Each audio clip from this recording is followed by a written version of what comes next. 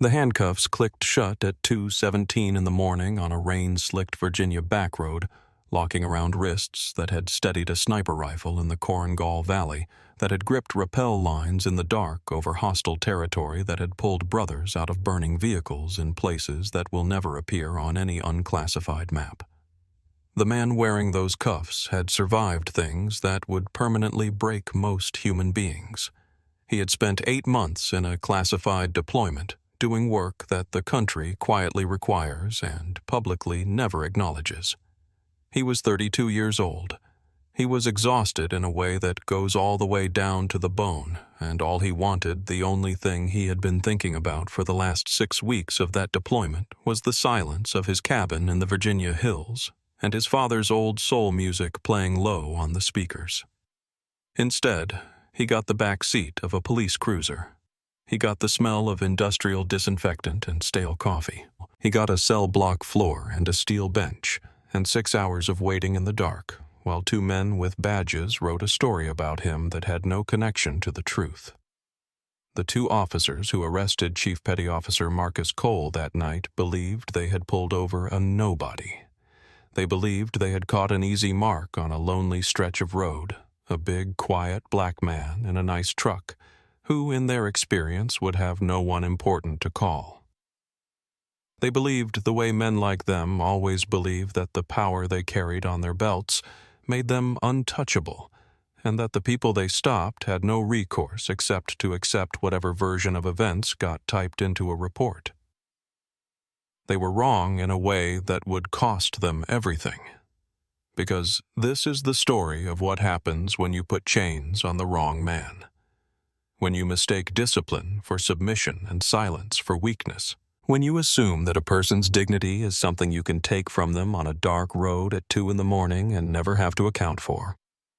By the time this story is over, a Vice Admiral of the United States Navy, a man with 3 silver stars on his collar, and the authority to command fleets, will stand in a public courtroom and raise his hand in a salute to the man those officers humiliated. And the men who put those cuffs on will wish with everything they have left that they had just driven past. Route 9 through Cartwell County, Virginia, is the kind of road that exists in the spaces between places, not a destination. Not a landmark, just a 2-lane ribbon of asphalt that winds through pine forest and farmland, and the occasional flickering light of a gas station that looks like it hasn't changed since 1987. In the daylight, it is unremarkable. At 2 in the morning in October, rain, it becomes something close to beautiful in the way that abandoned things.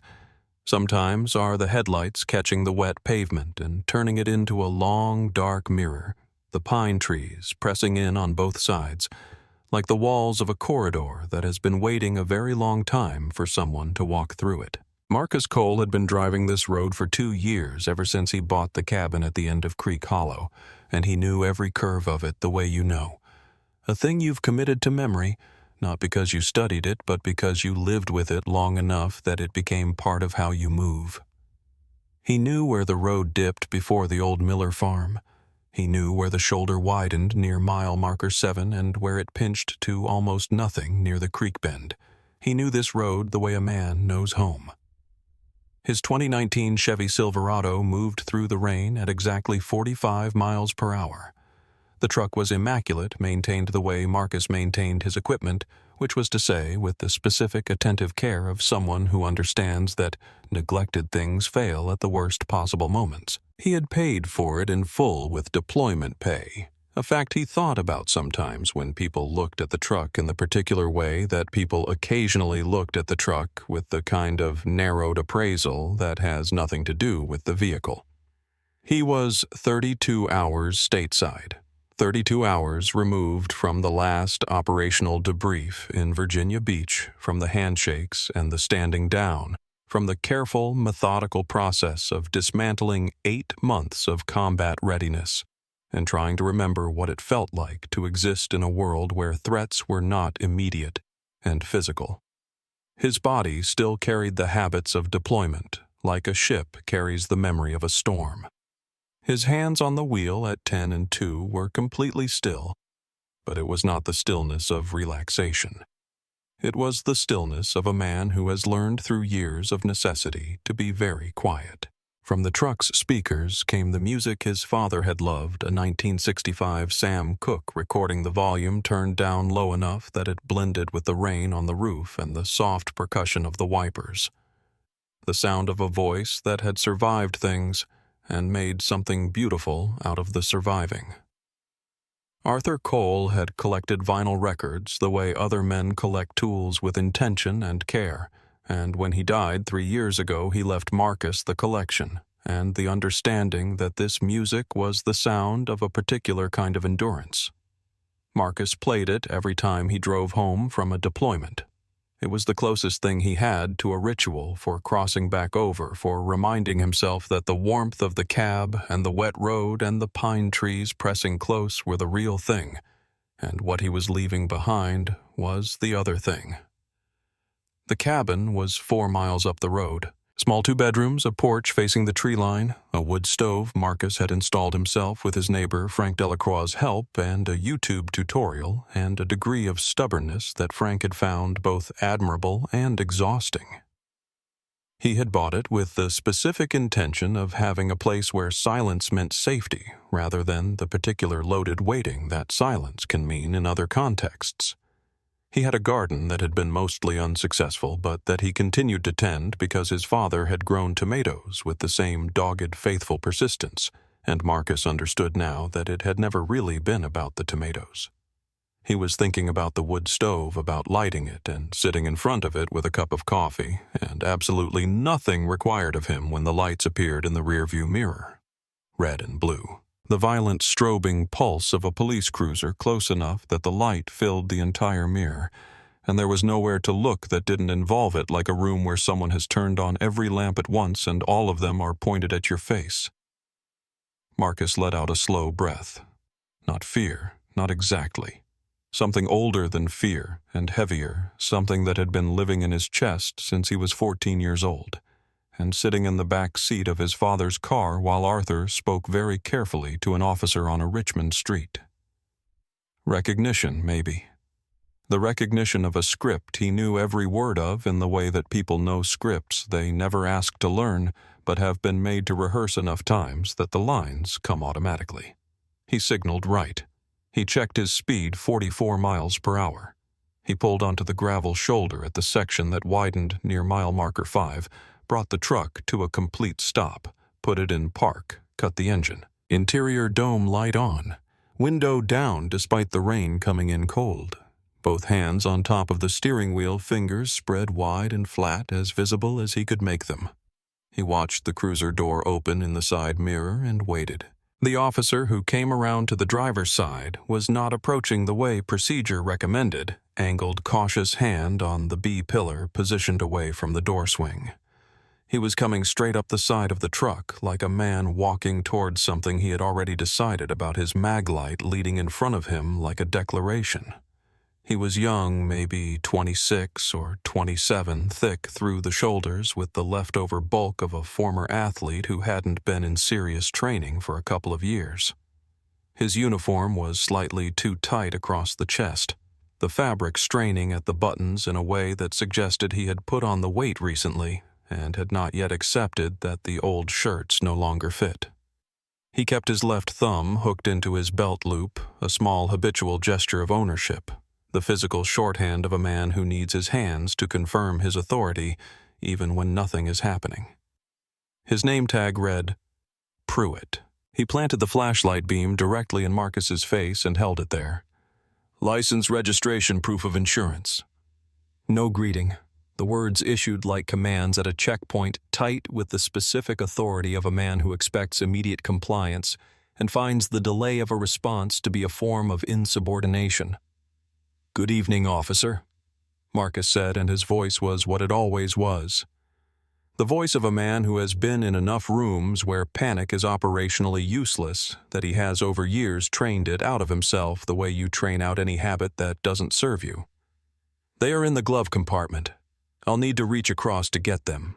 Is that all right?"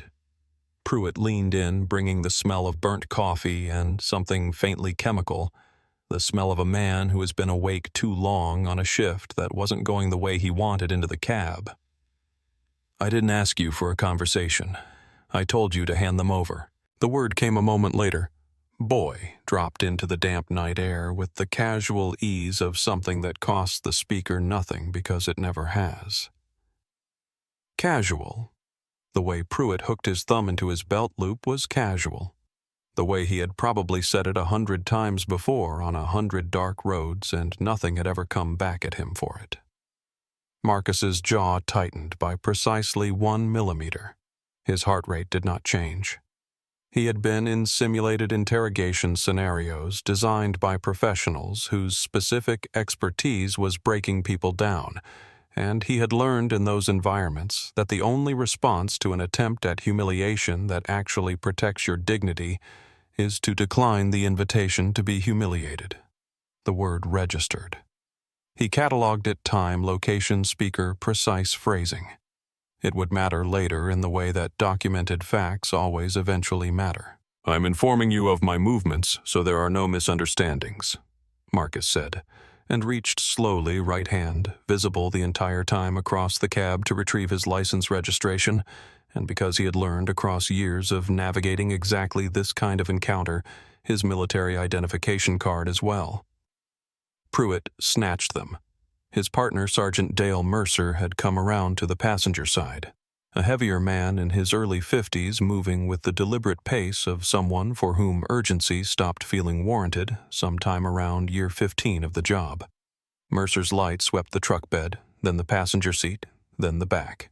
It paused for a half-second on the tactical Garmin watch sitting on the center console, then moved on. Mercer's mouth opened slightly. He closed it. He looked at the watch again, then at the back of Pruitt's head. He said nothing. He looked at the gravel at his feet, instead, the way a man looks at the floor when the thing he could say is right there in his throat, and he has decided in a calculation so fast it barely registers as a decision to swallow it. That silence in that moment was a choice.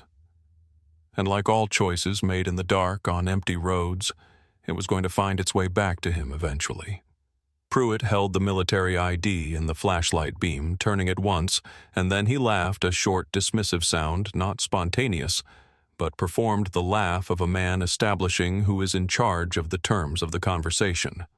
"Chief Petty Officer," he read, dragging the syllables. "Navy, right. That is a federal identification card," Marcus said, still completely level. "Biometric chip, holographic security overlays. I want to be clear that confiscating or damaging it is a federal offense. I've seen better fakes in a Halloween store." Pruitt said it the way men say things they have said before without looking up, without registering that a thing said confidently enough does not thereby become true. From the passenger side, Mercer said something low about a tail light, about writing a ticket and getting coffee. Pruitt's thumb unhooked from his belt loop.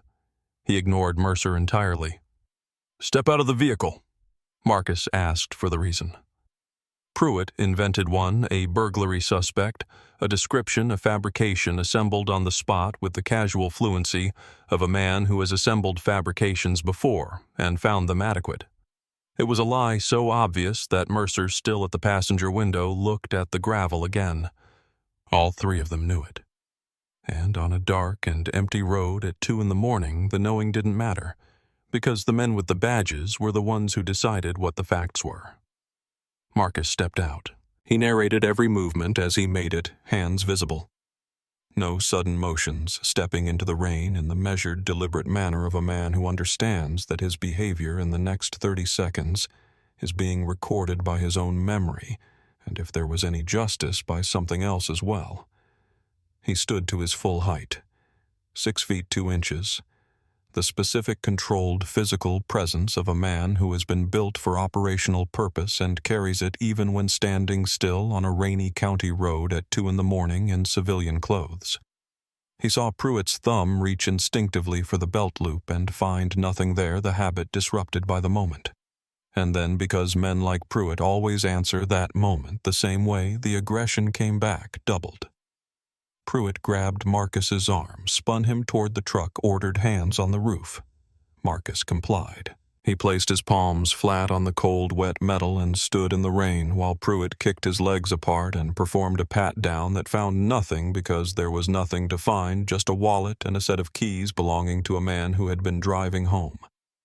Then Pruitt took the military identification card, bent it a sharp, deliberate snap, the sound of federal property being destroyed on a county road in Virginia, and tossed it onto the floor of his cruiser like a gum wrapper. The handcuffs went on 2 notches too tight, the metal biting hard into the skin above Marcus's wrist bones. He did not wince. He did not make a sound. He looked at Pruitt over his shoulder with an expression that had no fear in it and no anger, just the specific focused patience of a man who knows exactly what he is going to do next and is completely willing to wait until he can do it. Pruitt looked away first. He hooked his thumb back into his belt loop. He shoved Marcus into the back of the cruiser and closed the door, and the last thing Marcus heard before the rain became muffled by the roof was his father's voice. Sam Cooke, unhurried and certain still, playing from the truck's speakers in the dark. The backseat of a police cruiser is designed to be uncomfortable, the way a trap is designed to be inescapable, deliberately, functionally, with full intent. The molded plastic gave nothing shape to provide no warmth and no relief. The space tight enough that Marcus had to angle his knees and sit slightly forward, hands cuffed behind him, the metal cutting deeper into his wrists the longer the position held. The mesh divider smelled of old sweat and industrial cleaner. Rain drummed on the roof in a rhythm that was almost musical and entirely indifferent. Through the rain-streaked window, the tree line of Route 9 moved past in the dark, like a thing that had been standing there long before this, and would be standing there long after. He closed his eyes and began to breathe. In for 4 counts. Hold for 4. Out for 4. Hold for 4. Box breathing, a technique that looks simple when described and reveals everything it contains only when it is used in conditions that make breathing itself feel like an effort, like the back of a cruiser at 2 a.m. with your hands cuffed behind you and the metal eating into your circulation and the knowledge pressing down on your chest that what just happened to you was without legal basis, and there is nothing you can do about it in the next 6 hours.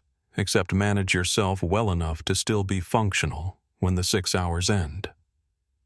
The breath goes in. The world does not fix itself. The breath is held. The body stops fighting the world. The breath comes out. That is enough. By the 3rd cycle, Marcus's mind had cleared to the particular functional precision that SERE training produces.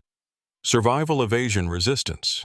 Escape the capacity to look at a hostile situation without the distortion that panic introduces, to see it as it actually is, rather than as the fear of it makes it appear.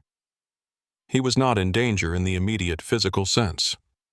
He was in a procedural situation that would be resolved through legal and institutional channels. His task for the next several hours was to give no one anything additional to work with, and then to make 1 phone call at the first available opportunity. He thought about his father. Arthur Cole had been a man of modest height and extraordinary patience, a machinist who had worked 31 years in Richmond, and who had alongside that work read everything he could find, history, law, biography, the kind of literature that was not assigned in the schools available to him but that he pursued on his own because he understood that a mind that knows the shape of the world cannot be entirely surprised by the world's behavior. He had a kitchen table on Broad Street where the family ate every night, and when Marcus was 14, Arthur had sat him down at that table with a glass of sweet tea going slowly cold and said something he had been building toward for years. He had said, "You are going to be the most qualified man in many rooms you walk into, Marcus, and some people are still going to see you last, not because of anything you do, because of something they carry that has nothing to do with you and never did. And you are going to have to decide every single time whether to spend what you have, fighting the feeling or managing the situation. Fighting the feeling is understandable. Managing the situation is what gets you home."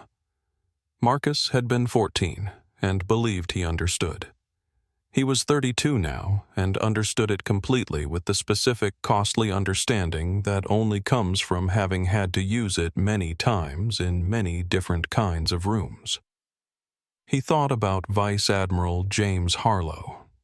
Harlow had commanded Marcus's unit for 3 years, and Marcus knew him in the specific, unsentimental way that operators know their commanding officers through watching what a man does when things go wrong, which is the only context in which character becomes fully and finally visible.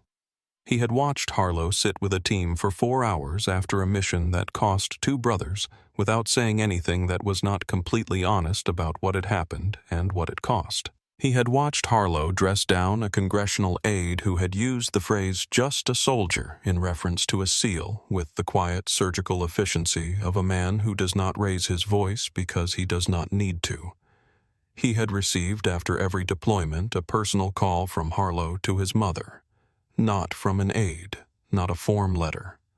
Harlow himself picking up the phone and calling Vivian Cole to tell her that her son was alive and had done something worth being proud of.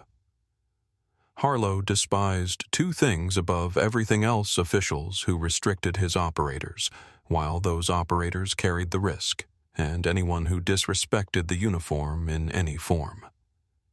Either one produced in the Admiral a quality of quietness that the people who had seen it described in the same language. Always, they said, he went very still in the way that something goes still not because it has stopped, but because it has fully committed. Marcus thought about the military ID bent and thrown onto the floor of a police cruiser. He thought about the word "boy" dropped in the rain on Route 9 like something that cost nothing to say. He thought about Pruitt's thumb hooking and unhooking from that belt loop the unconscious gesture of a man who needed his hands to confirm a power that was not in fact his.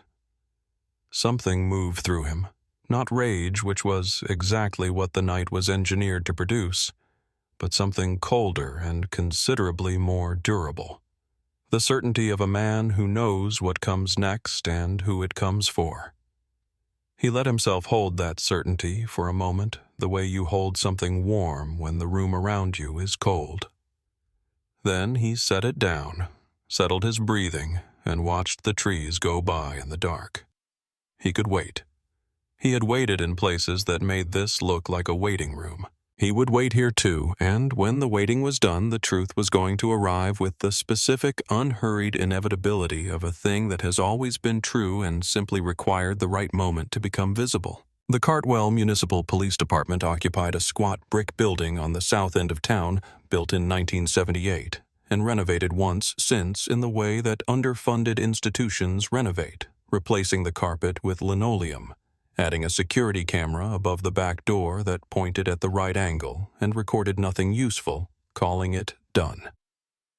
At 3 a.m, it ran on the minimum necessary, 2 night shift officers doing paperwork in the bullpen dispatch behind glass and booking Sergeant Frank Odom behind the elevated front counter. A heavy-set man in his mid-40s who had 17 months left until his pension, and had developed over 24 years in this building an almost meditative professional indifference to almost everything. Odom was reading a novel when the back door opened and Pruitt walked Marcus in. "What do we got?" Odom asked, not looking up. "Live one?" Pruitt said with the satisfied tone of a hunter reporting a clean shot, steering Marcus toward the counter with a hand on his upper arm that carried more pressure than transport required. He read the charges like a menu. He was pleased with resisting arrest, failure to comply, suspicion of burglary, possession of a forged federal document, and the performance of confidence in his voice was so complete that one of the officers in the bullpen briefly looked up, registered the sound of it, and went back to his keyboard. Odom put the novel down. He looked at Marcus genuinely, looked at him with the flat, involuntary assessment of someone who has processed several thousand people across this counter and developed a sense impossible to fully articulate for when something in a situation is pointing in a direction he hasn't been told about yet. He saw the soaked clothes, the careful posture of a man who had decided that how he stood right now was a form of testimony. Then his eyes landed on the military ID in the property tray. He picked it up. He turned it over. The holographic overlay caught the fluorescent light and shifted colors the way cheap fakes absolutely could not. A spectral depth-layered shimmer that required the kind of manufacturing precision that Halloween stores were not in the business of achieving. The embedded chip was visible as a raised shape in the lower corner. The ghost image was in the correct position, printed at the correct angle. Odom looked at Pruitt, then at Marcus. Then he set the card back in the tray without saying a word, because in 24 years of this job he had learned that saying uncertain things at 3 a.m. to a man who is already committed to his version of events was a reliable way to spend the next hour in a conversation nobody was going to enjoy. And his novel was on the desk and his pension was 17 months away. "Empty your pockets," he said. "Belt shoelaces." Marcus placed each item in the property tray with the methodical precision of a man depositing evidence. His tactical Garmin watch, his keys, the small amount of cash from his jacket. The belt, the laces, each item placed deliberately as if cataloging them for a record he intended to use. When he stood for the mugshot, holding the booking board with his case number, he stood without slouch, looked directly into the lens, and wore an expression that had no defiance in it and no defeat. Just the patient particular steadiness of a man who understands that this photograph is going to be seen by a great many people before this situation reaches its conclusion, and who has chosen with full awareness exactly what it will show. Mercer, during the booking process, drifted to the far end of the room. He picked up a magazine from the rack near the water cooler and appeared to be reading it. His body angled slightly away from the counter, away from Pruitt, away from Marcus. The posture of a man conducting a small, quiet act of separation from something he has already in some private part of himself named correctly, and does not want his name too closely beside. He said nothing. He had not said anything on Route 9 either when his mouth had been open and the moment was there, and he had seen the military ID and made his calculation and closed his mouth. That silence was a thread. In a few months, it would be pulled. "Cell 3, Pruitt said, satisfied with the paperwork beginning to take shape on his screen. "Let him think until morning."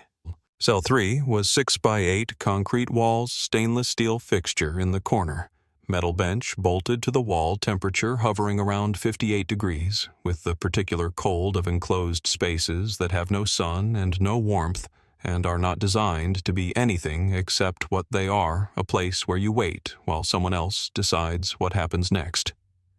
The door closed the way institutional doors close, with authority, with finality, with the specific heavy sound of something concluded. Marcus sat down on the bench, rested his elbows on his knees, and breathed. The shift changed at 6 a.m, and the deputy who came through with the food tray was 23, maybe 24, with the careful movements of someone who has not yet made peace with authority, and therefore handles it more conscientiously than the people who have. He slid Marcus's tray through the slot, a stale wheat bread sandwich, a small carton of orange juice, without comment. Then paused at the clipboard he was carrying with the expression of someone double-checking an arithmetic problem they weren't sure about. "Phone call," the deputy said to the door more than to Marcus. "You can request it now." "I'd like to make that call," Marcus said. "Thank you." He was taken to a wall-mounted phone in the corridor outside the cell block, an old landline with a handset and a list of numbers taped to the wall beside it for a bail bondsman and a public defender's office. Marcus did not look at the list. He dialed from memory a number he had carried in his head since his 3rd deployment, not because he ever expected to need it from a county jail in Virginia, but because a professional memorizes the things he might need.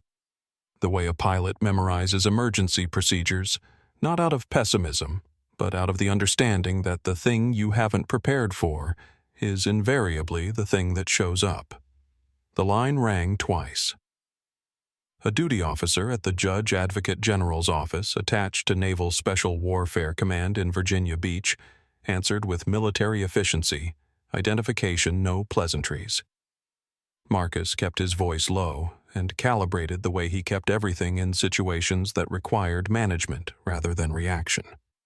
He gave his name, his designation, his location, the arresting officer's name, the charges, the status of his military identification card, and the condition of his wrists. He delivered all of it in the order that would be most useful to the person receiving it.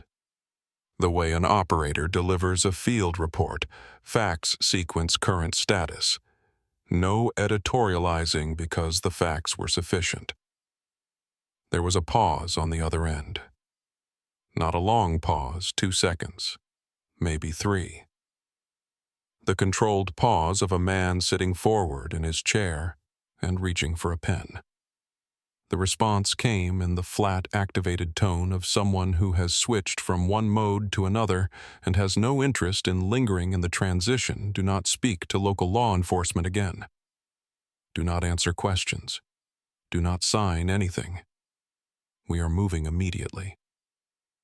Understood, Marcus said. Thank you. He hung up. He walked back to his cell with the deputy, and the door closed again, and he sat back on the bench in the same position, elbows on knees, spine straight against the cold, and allowed himself for just a moment the smallest and most private version of a smile. Not satisfaction. The acknowledgement of a mission that had reached its next phase correctly. Down the hall in the break room, Pruitt was telling the story to a half-awake officer named Garrett, who was waiting for his coffee. The version Pruitt was telling had the shape of all the versions he had told before. Solid instincts, suspicious vehicle uncooperative, subject clean arrest. He was telling it with the full, unhurried confidence of a man who has told stories like this many times and found that confidence applied consistently performs the function of truth in most rooms. His left thumb was hooked into his belt loop. He hadn't noticed that he'd done it. He was not afraid. He had never been afraid after an arrest. The report was in his hands. The overnight sergeant was not the type to complicate things, and whatever public defender the guy managed to pull in the morning would look at the charge sheet and recommend a plea to something minor just to move the case. That was how these things worked. That was how they had always worked. Mercer had driven himself home at the end of his shift without filing his supplemental report. He sat at his kitchen table at 5:45 in the morning with a glass of water he hadn't touched, and the supplemental form blank in front of him, and a pen in his hand that he kept picking up and setting down. On the refrigerator door, held in place by a magnet shaped like the state of Virginia, was a photograph Mercer in his dress uniform at his academy graduation 22 years ago. Arms around 2 other recruits, all 3 of them grinning at the camera with the specific, confident grin of young men who believed they understood what the job was going to ask of them. He had not looked at that photograph in years. He looked at it now. He picked up the pen. He put it back down. Filing the report accurately would require writing down what he had seen and chosen not to say. Filing it the other way would require adding his name to a lie that was already fully formed without his help. At 5:45 in the morning, at that kitchen table with that photograph on the refrigerator and that blank form on the table, Dale Mercer discovered that he was no longer capable of doing either one without it costing him something he wasn't willing to spend. He left the form on the table. He went to lie down. He did not sleep. Marcus counted the ceiling tiles. 47 laid in a standard institutional grid, 3 of them showing water damage from a repair that someone had addressed without bothering to replace the affected tiles. The pragmatism of a building maintained by a budget that assumes compromise is not a failure, but a method. He counted them, not because the number mattered, but because the act of counting was an act of mental occupation, the mind given a task so it would not run itself down unproductive channels, which was something he had done in places considerably more threatening than Cell 3 of the Cartwell PD and found reliable every time. He slept in 90-minute cycles, waking at the end of each one by internal clock, a capacity that 8 years of unpredictable operational schedules had either built or revealed. He was no longer certain which. He ate the sandwich without comment. He did the arithmetic of the situation in his head, working through it with the methodical patience of a man who has been trained to assess his position accurately rather than optimistically. The JAG line was activated. The duty officer was moving, which meant within a few hours the appropriate people would have the appropriate authority and would be assembling the appropriate response. By morning arraignment, someone would be in that courtroom. The question was only the caliber of who. While Marcus counted tiles and breathed, the machinery was moving. At the JAG offices in Virginia Beach, Lieutenant Commander Diana Voss was at her desk at 6:15 when the duty officer's notification hit her screen. She was there early because she was always there early, because she operated from the premise that preparation was the only reliable advantage in a profession built on the management of situations that have already gone wrong. She read the notification with the particular stillness of a person whose mind has engaged a problem completely like a door that has swung shut. Then she made 4 phone calls in 8 minutes, and each of the 4 people she reached began rearranging their day before the call was finished. At 6:30, a duty officer in Virginia Beach connected a call to Vice Admiral James Harlow's residence. Harlow was already awake. He was almost always awake before 6. The residue of years that had required it of him, and he listened to the full briefing without saying a word, because he had trained himself to receive information completely before responding to it, understanding that the impulse to speak before a briefing is finished is almost always the impulse to assert control before you have enough information to use it correctly. When the duty officer finished, Harlow said 2 words, "Get everything." Then he dressed in 11 minutes and was in his staff car before 7. In the FBI's Richmond field office, Special Agent Carl Britton arrived at 6:50 to find a notification he had been expecting, in the way that a geologist expects an earthquake in a known fault zone, not predicting the specific moment, but understanding that the conditions had been present for a long time, and that the question was only when. He had spent 6 months building a quiet, careful file on Route 9, cross-referencing traffic stop records against demographic data tracking civil asset forfeiture patterns that corresponded more reliably to the race and origin of the driver than to any documented traffic violation. He had 3 prior complaints that described in almost identical language exactly what Marcus Cole had described to the JAG duty officer at 6 in the morning. What Britain had been waiting for was an incident with documentation solid enough to support a federal investigation, not an allegation, not a pattern, but an event with witnesses and footage and a destroyed federal document and a fabricated probable cause statement sworn under oath. He called his supervisor. His supervisor called the U.S. Attorney's Office. Things began happening with the momentum of a process that has identified its predicate and is ready to move. In Cell 3, Marcus was not thinking about any of this. He was thinking about a conversation with his father the summer he turned 22, the week after completing BUD/S home, briefly before reporting to his first team. Arthur Cole had taken him to the backyard of the Broad Street house where the garden was producing against the reasonable expectations of Richmond clay and Arthur's optimistic soil amendment choices a modest but genuine yield of tomatoes. They had sat on the back steps in the August heat, and Arthur had said with the specific timing of a man who has been waiting for exactly the right moment to say exactly the right thing, "I know what you're going to go do. I know the weight of it. And I need you to know that I see you carrying it, and I trust you with it." He had not said he was proud, though he was. He had said something more specific than pride. He had said he saw Marcus accurately, completely, and trusted what he saw.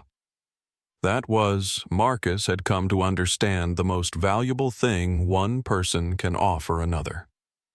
He thought about that now in the 58-degree air of Cell 3, and it was in the way that the right thing is always sufficient, exactly enough. He closed his eyes. He waited. Every minute in this cell was he had decided this in the first hour evidence. Every minute was another brick in something that Pruitt was building without knowing it. That Mercer was being built into whether he liked it or not, that the bent military ID on the floor of a county cruiser was helping to construct with the patient indifferent reliability of facts that simply exist and wait to be found. He breathed. He waited. He was very good at both.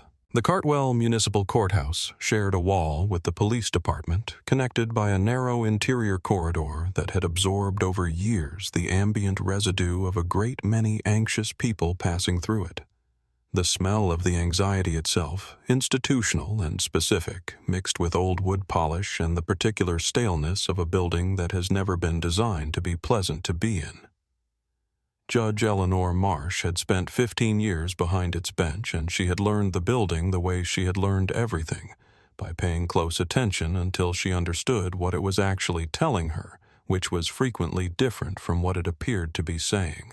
She took the bench at 9, adjusted her reading glasses, and moved through the morning docket with the efficient, unperformed competence of a person for whom doing the job correctly is its own sufficient motivation. A gas station theft. A DUI from the previous Friday, a domestic disturbance continued twice already. The ordinary machinery of a county court processing its volume. In the gallery, Wade Pruitt sat with his legs crossed and a coffee cup balanced on his knee, and the expression of a man watching a film he has seen before and knows comes out the way he prefers. He loved arraignment mornings in a way he had never stopped to examine carefully. Loved the orange jumpsuits, loved the particular power geometry of sitting in the gallery and watching the people he had arrested the night before be delivered to a room where the power no longer belonged to them. His left thumb was hooked into his belt loop, the habitual hook of a man who needs the gesture even in rooms where there is nothing left to assert.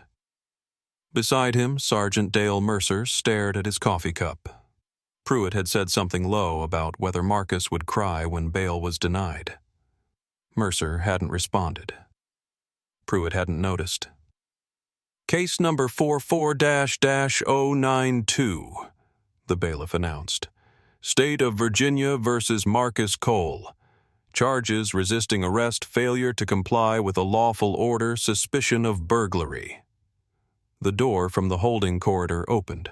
Marcus Cole walked in wearing county orange and wrist shackles connected to a belly chain, and he covered the 20 feet between that door and the defense table in a way that rearranged the room's attention. The way weather rearranges a street. Not because of noise or speed, but because of the specific quality of presence that arrives when someone who carries themselves a particular way enters a space that was not expecting them. His spine was perfectly straight. His chin was level. He looked directly ahead and walked to the defense table and stopped, and the chains settled with a single quiet sound, and were still. Pruitt's thumb unhooked from his belt loop. He leaned toward Mercer.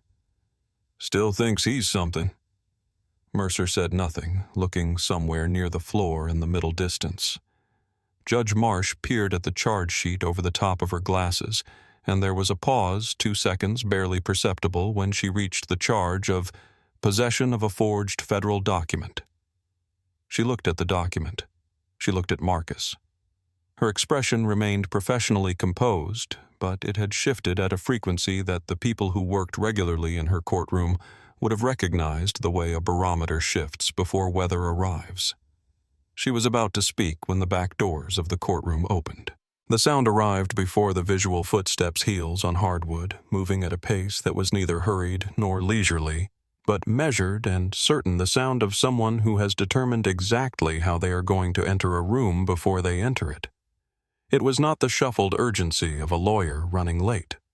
It had the quality of a metronome, rhythmic, unhurried carrying in its steadiness a kind of authority that arrives before the person does, the way thunder arrives before you can see the sky change.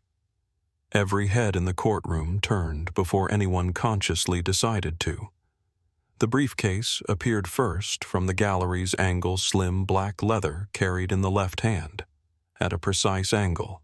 The case of someone who has organized what they are carrying rather than accumulated it. Then the uniform resolved as the figure came fully through the doorway, navy service dress blue pressed to a standard that communicated deliberate discipline rather than mere neatness, as if the fabric itself had been persuaded to lie perfectly flat.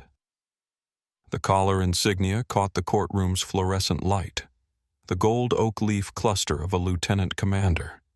and above the left breast pocket, the insignia of the Judge Advocate General's Corps pinned with the same precision as everything else about the uniform.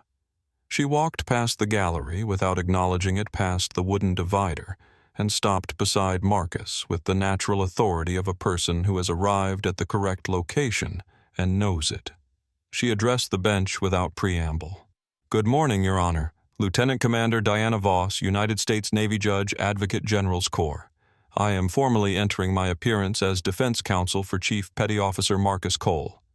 In the front row, Pruitt's coffee cup came down from his lips and rested on his knee, and his expression underwent a rearrangement. He did not fully control the ease of it shifting into something that was looking for solid ground and had not yet located any. His thumb reached for his belt loop and found only the fabric of his civilian trousers. Judge Marsh removed her reading glasses. "Commander Voss, this is a municipal court. The defendant faces state charges. The JAG Corps operates in federal and military judicial contexts." "With respect, Your Honor," Voss said, and her voice carried to the back of the room without being raised, the voice of someone who has spent years making herself heard in rooms not always inclined to listen. "The defendant is not a civilian. Chief Petty Officer Marcus Cole is an active-duty member of the United States Navy currently assigned to Naval Special Warfare Development Group.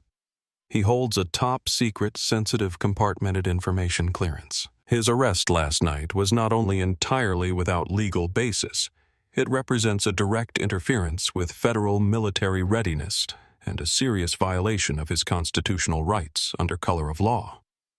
The phrase Naval Special Warfare Development Group dropped into the courtroom the way a stone drops into still water, the initial impact, and then the rings spreading outward to the edges of the room.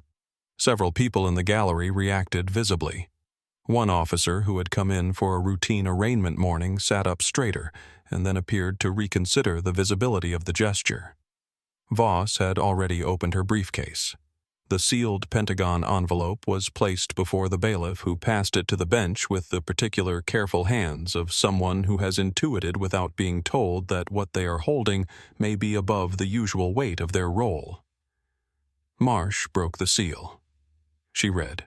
The courtroom, reading the quality of her silence, went quiet in the way that rooms go quiet when they understand collectively that the next several minutes are going to be different from what they were expecting.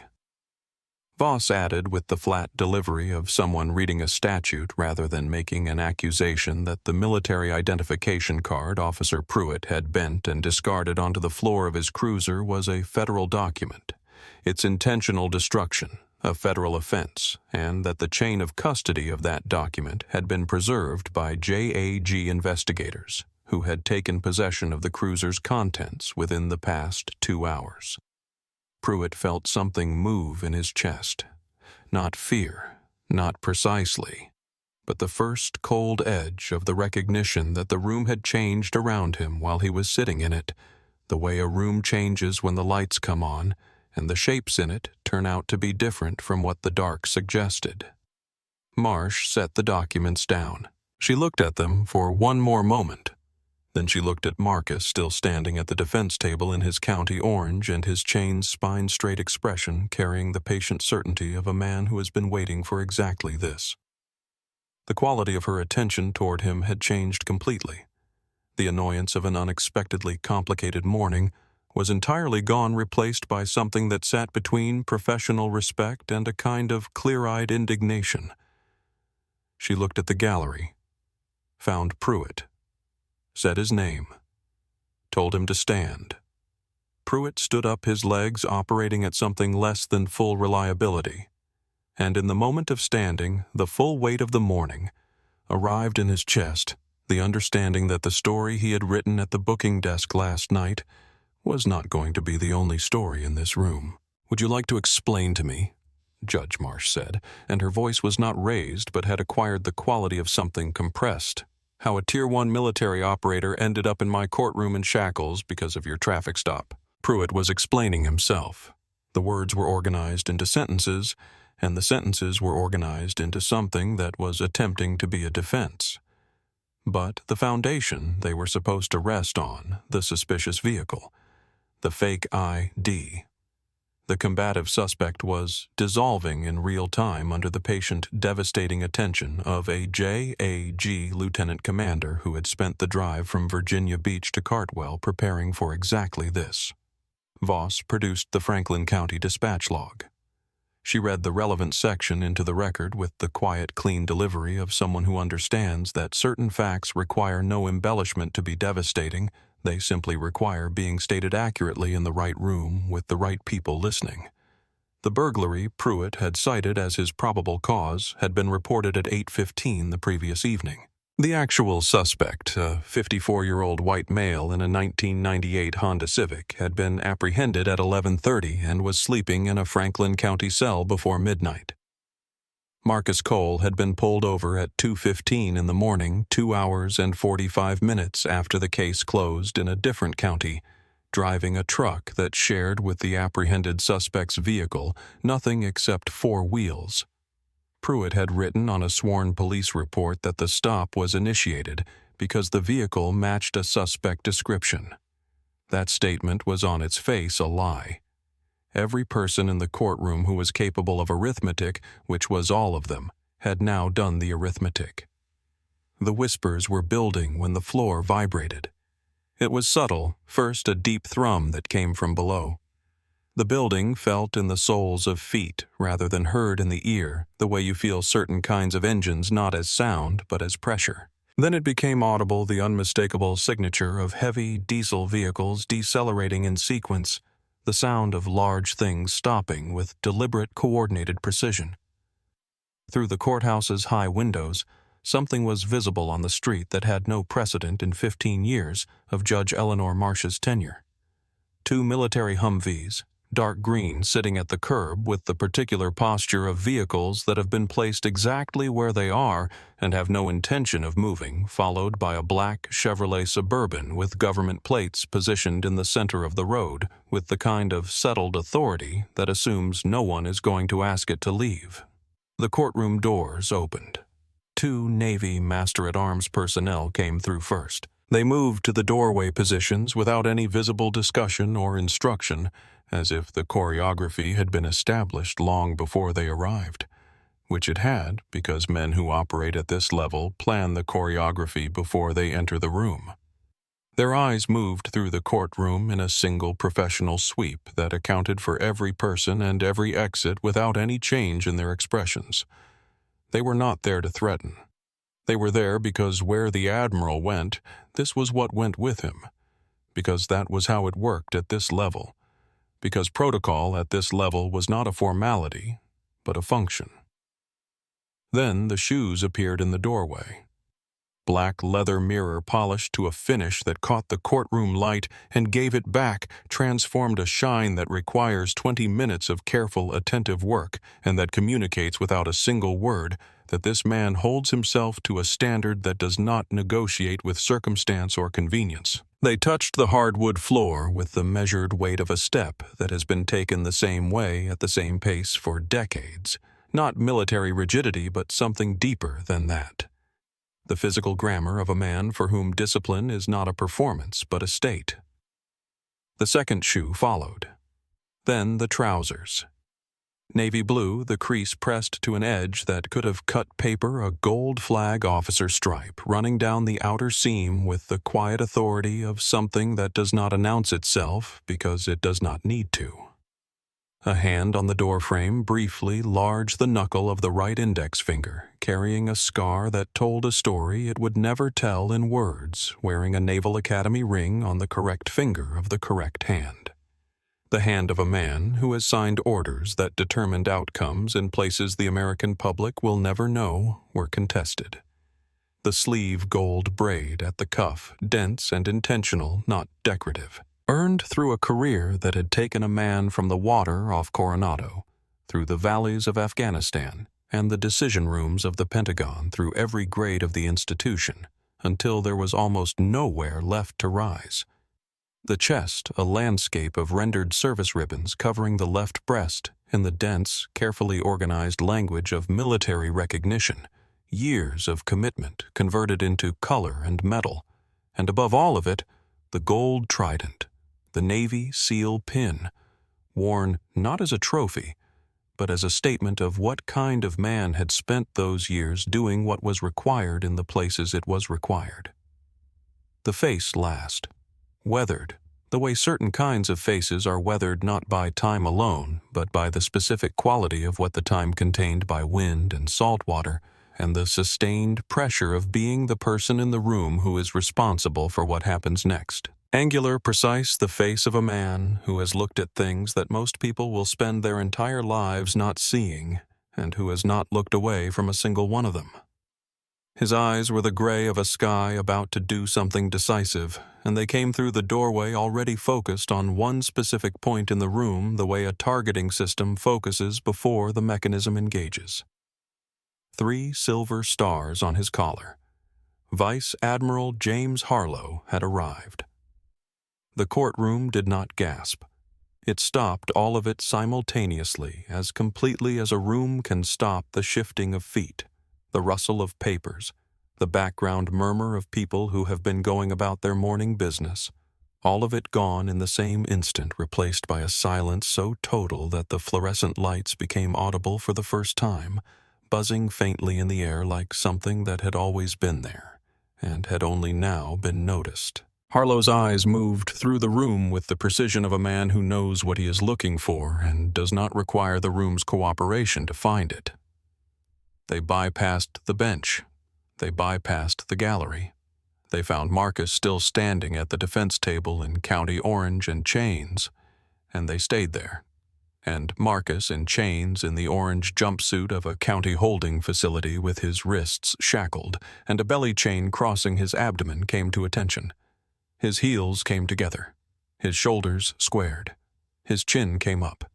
He stood at attention the way he had stood at attention 10,000 times before, with the precision of a man for whom this is not a gesture but a way of being. It was the most quietly devastating thing the courtroom had ever seen, and Judge Eleanor Marsh, who had spent 15 years developing the professional capacity not to show what she felt on the bench, was gripping the edge of it. Harlow walked down the center aisle. He did not look at the gallery. He walked past Pruitt so close that the movement of air registered, and Pruitt might as well have been furniture for any acknowledgement the Admiral paid him. Harlow stopped behind Pruitt's position at the wooden divider and looked through him toward Marcus, and then with the deliberateness of a man making a statement he has decided to make fully and without ambiguity, he turned his head and looked at Pruitt directly. The room was quiet enough that Pruitt's sharp inhale was audible. "Are you the man?" Admiral Harlow said, his voice not raised, not theatrical, simply present in the room with the full, unhurried weight of what stood behind it. "Who put those chains on my chief?" Pruitt's face had gone in the space of seconds from the ruddy confidence of an hour ago through several intermediate states, and arrived at something that was not quite a color anymore, the specific pallor of a man who has just understood the distance between where he is standing and where he thought he was standing, and found it to be vertical. His thumb reached for his belt loop. There was no belt loop. He stood in his civilian clothes with nothing to hook onto and nowhere to put his hands. "Yes," Pruitt said. The word came out barely above a whisper. "I am a Vice Admiral in the United States Navy," Harlow said, with the patience of a man explaining something that should not have required explanation. "You will address me as Admiral." "Yes, Admiral," Pruitt whispered.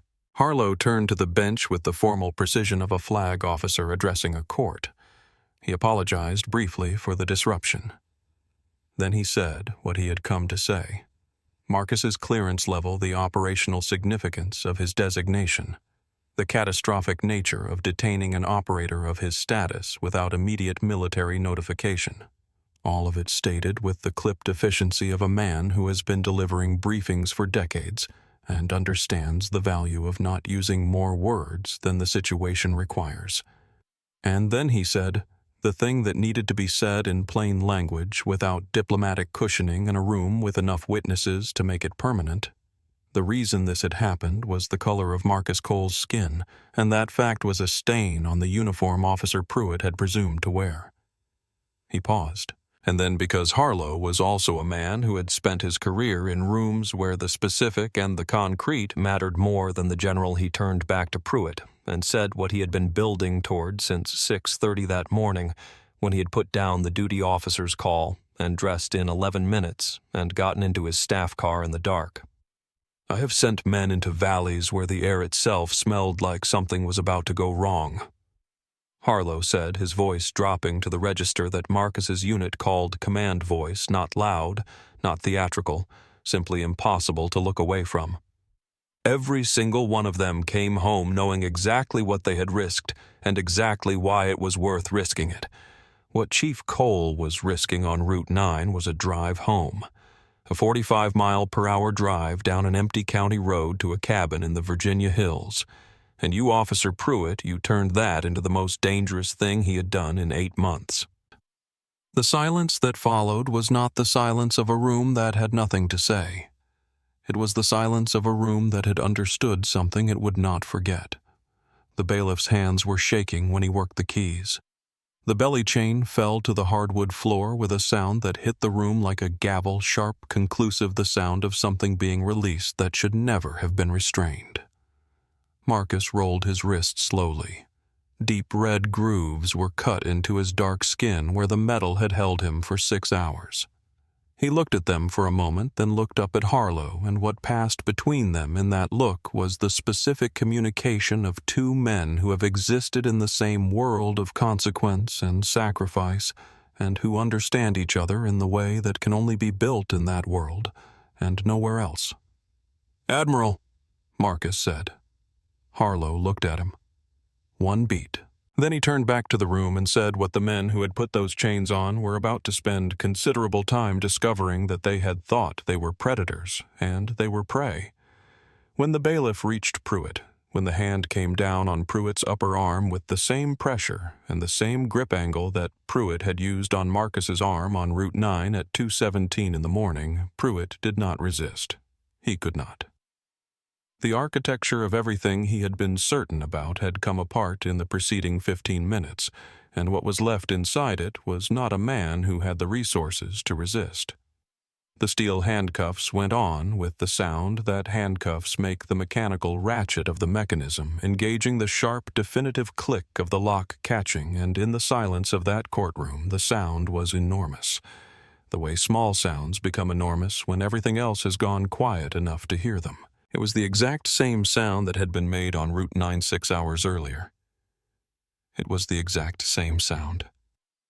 And in the silence of that courtroom where everyone who needed to hear it was present, it sounded like what it was, a thing being returned to its sender unopened. Mercer's chair was empty. He had left while the Admiral was walking down the aisle, slipping out through the side door, and no one had noticed him go. Marcus walked out the courthouse's heavy glass doors into a morning that had cleared while the courtroom was being rearranged. The October rain gone, the sky pale blue and cold, the kind of cold that arrives after a storm has finished and the air has been washed clean, and everything smells of pine and wet earth and the particular sharpness of a day that is starting over. He stood at the top of the steps and breathed it in, and the breathing mattered in a way that breathing rarely consciously matters, because he had been in a room with no windows for 6 hours, and the air of the outside world was simply the air of the outside world. He was not wearing orange. Diana Voss had arranged the change of clothes with the same organized efficiency that characterized everything she did. A freshly pressed set of Navy working uniform Type 3 camouflage pattern. Crisp and clean, his chief's anchors on his collar, his sealed trident pinned to his chest. His tactical garment was back on his wrist. His keys were in his pocket. Below the steps on the sidewalk and across the street, a crowd had gathered, people who had been passing and stopped when they saw the military vehicles. People from the diner across the street and the hardware store 2 doors down. People with phones out who had been filming through the courthouse windows for the better part of an hour. They had captured in the incomplete but suggestive way of phone cameras through glass the outline of what had been unfolding inside. Chief of Police Roy Dunbar was also outside a man who had been pulled from a county executive breakfast by a desk sergeant's increasingly alarmed phone calls, and who had arrived to find in the parking lot of his own department military vehicles, and a situation that had already moved well past the point where anyone was going to be asking him for guidance on how to handle it. He was 60 years old and had spent 32 years in law enforcement, long enough to have developed an excellent instinct for the difference between a situation that can be managed and a situation that is managing itself, and this was the second kind. He was sweating in the October air. He had used the phrase "isolated incident" 3 times in the previous 5 minutes. Harlow descended the courthouse steps and stopped at the bottom, and Dunbar moved toward him with the practiced approach of a man attempting to position himself at the front of a situation he is already behind. What followed was not a long conversation. Harlow was not a man who used more words than the situation required, and what he said to Roy Dunbar at the bottom of those steps was precise, comprehensive, and completely without the elevation of voice that would have made it easier to dismiss. He described what Marcus had done and survived. He named geography the Korengal Valley, the specific weight of what operators carry through that kind of terrain and what they carry home from it. He described what Marcus had been given in return on a Virginia highway on a Tuesday night, and he described it in the plain sequential language of fact. Dunbar was mid-sentence in his 4th isolated incident when the black Ford Explorer pulled in behind the Humvees and Carl Britton stepped out. Britton produced his credentials with the efficiency of long practice, named himself and his office, and stated that the FBI was formally opening a civil rights investigation into the Caldwell County Police Department under 18 U.S. Code Section 242 effective immediately, and that this decision had been reached before this morning, but had been waiting for the kind of predicate that was now unambiguously present. Dunbar's face moved through several expressions in rapid sequence, none of them comfortable. Britton did not give him space to respond. He had been building the Route 9 file for 6 months.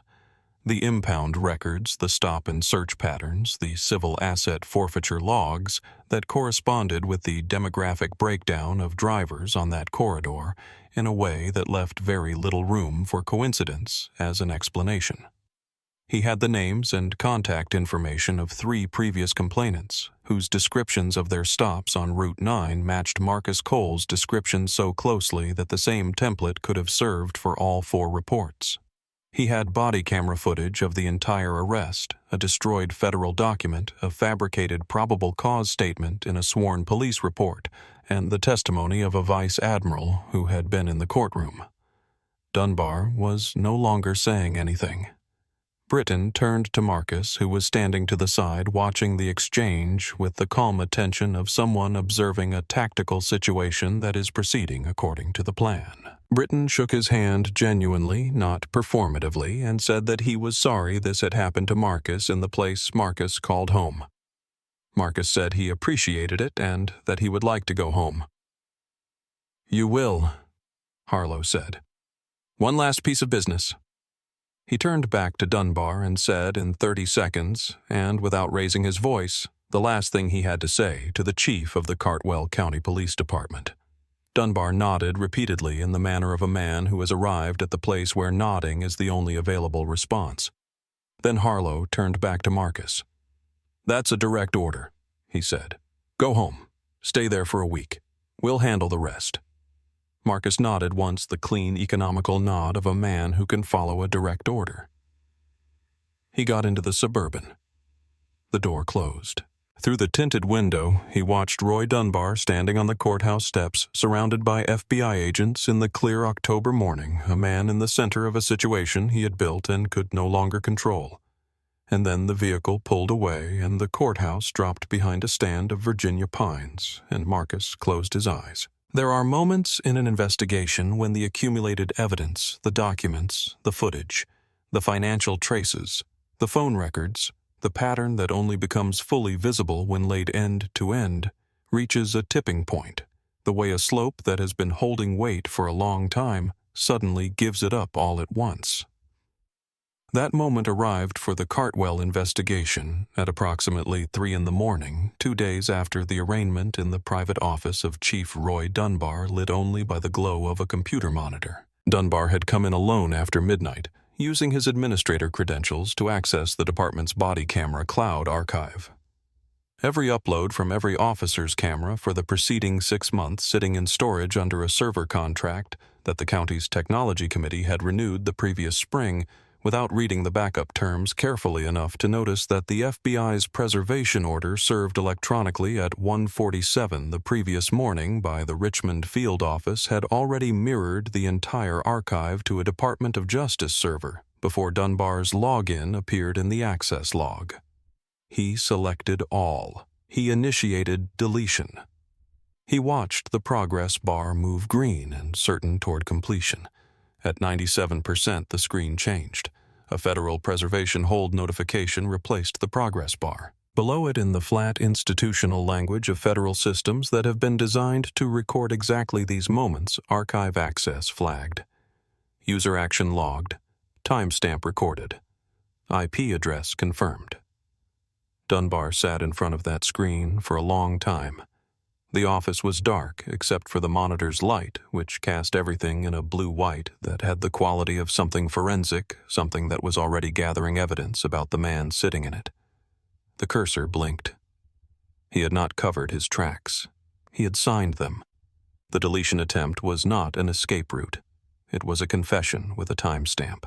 20 miles from that office, Dale Mercer was at his kitchen table at 4 a.m. with the supplemental report form still blank in front of him, and a glass of water he hadn't touched, and a pen in his hand that he kept picking up and putting down like a man who has been trying to pick a lock for so long that he has forgotten which side of the door he is supposed to be on.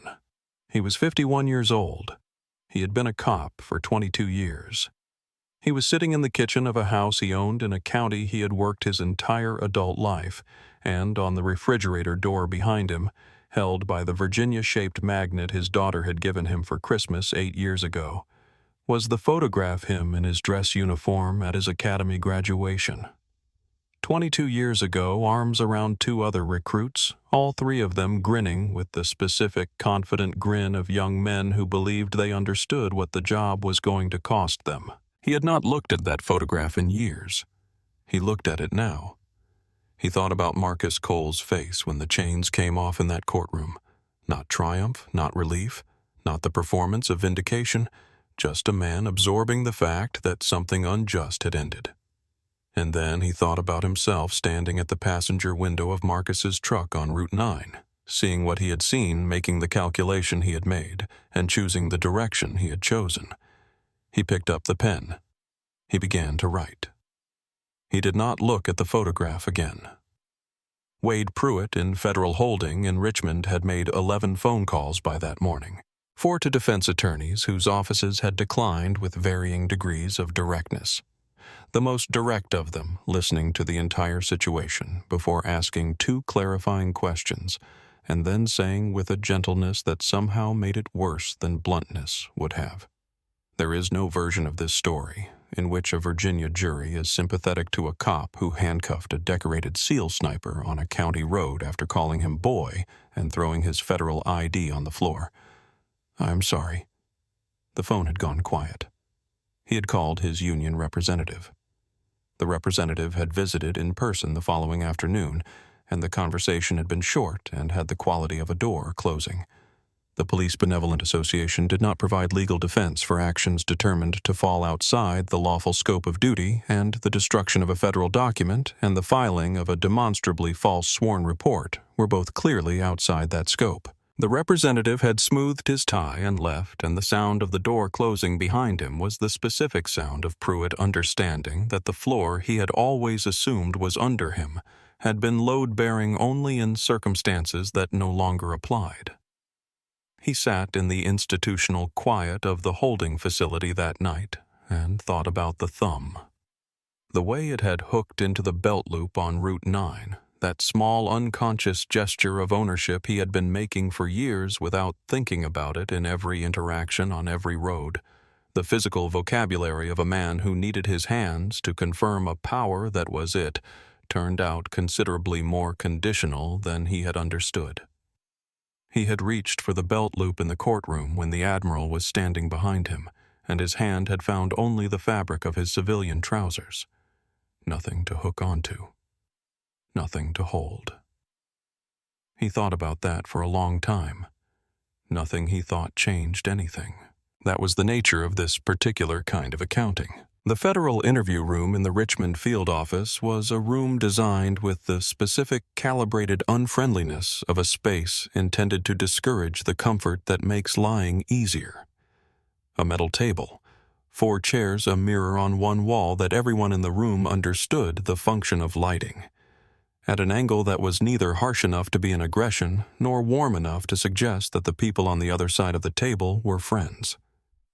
Dale Mercer sat in the chair facing the door and looked like a man who had been losing weight for several months without intending to, which he had been. Carl Britton sat across from him. Diana Voss was to Britton's right as a Department of Defense liaison, her briefcase open, her hands folded on the table with the particular stillness of a person who is paying complete attention and doesn't need to demonstrate it through movement. The room was quiet enough that the ventilation system was audible. Britton placed a file folder on the table, thick, assembled with care, the kind of file that has been built over time rather than assembled in haste. He did not open it immediately. He let it sit between them as a physical statement of what had been gathered, because sometimes the weight of the folder before it is opened is as persuasive as anything inside it. "I'm going to tell you what we have," Britton said in the calm, direct manner of a man who does not perform authority because he doesn't need to. He laid it out, the body camera footage which had been running throughout the arrest because Pruitt had neglected to turn it off, the dash cam which showed Route 9 at 2:15 a.m., and Marcus Cole's truck moving in a straight line at 44 miles per hour with no observable traffic violation of any kind, the Franklin County Dispatch log, the 18 months of Route 9 traffic stop records cross-referenced against the race and vehicle origin of the drivers, which produced, when laid end to end, a pattern as legible as a blueprint, the civil asset forfeiture logs, and now Dunbar's 3 a.m. access records and the preserved deletion attempt that had become its own federal charge. Mercer looked at his hands.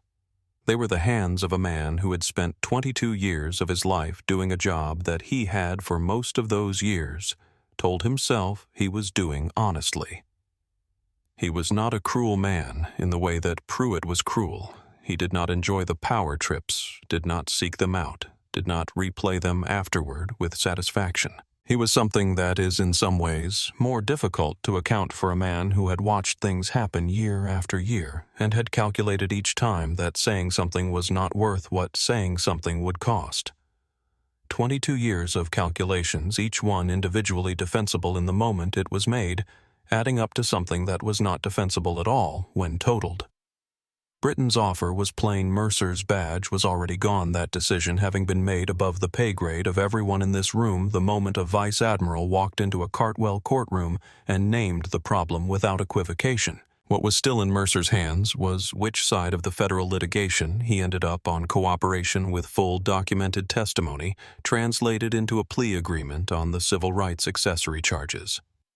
Silence translated into trial alongside Pruitt and Dunbar with the same evidence in front of a federal jury that was going to spend the better part of 3 days watching body camera footage.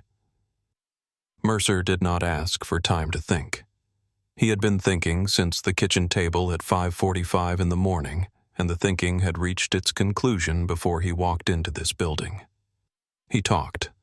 He talked for 4 hours, and what came out of those 4 hours was more comprehensive than Britton had anticipated, not because Mercer was a strategic cooperator calculating the terms of his exchange, but because 22 years of accumulated silence turned out to have genuine volume when it finally stopped being held in place. He described the Route 9 operation in full.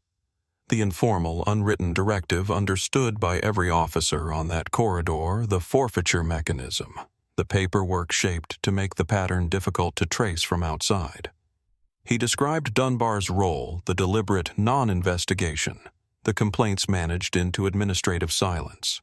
He described the specific complaint from a black woman from Richmond 6 months prior, stopped twice in 3 weeks on Route 9, and the mechanism by which that complaint had been converted into a closed file. And then he told them the detail that Britain had suspected, but not confirmed, the psychological key that explained the specific shape of what Pruitt had done and why Route 9 had attracted that particular kind of venom from him. Pruitt had attempted Marine Corps boot camp at 19. He had lasted 3 weeks before washing out, and the wound of it had never healed. It had simply been covered over by a job with a badge authority over people who couldn't push back and a corridor where military vehicles passed through regularly enough to provide every few months the specific occasion for a certain kind of man to remind himself about the power differential that existed on his side of the window. It explained the thumb in the belt loop. It explained the laugh when he looked at the military ID. It explained everything except the moment it chose and the man it chose, and what that choice was going to cost him. Voss noted this without expression and filed it in the part of her mind that was already preparing for trial. Mercer surrendered his badge when they asked for it. He looked at it for a moment before his hand let it go. Not with grief, but with the particular exhausted clarity of a man acknowledging that something he had been carrying for a long time had finally been set down in the right place, even if the setting down had cost everything it cost. He walked out of the federal building in Richmond in the early evening and drove home in the dark. He wrote a letter that night, 3 sentences honest, unsentimental, not expecting a reply. He put it in the mail the following morning, and did not think about it again. 7 months is long enough for a story to pass through every stage of the national conversation and arrive at the place where it either means something durable or becomes part of the texture of events that people remember they cared about without being able to say exactly why.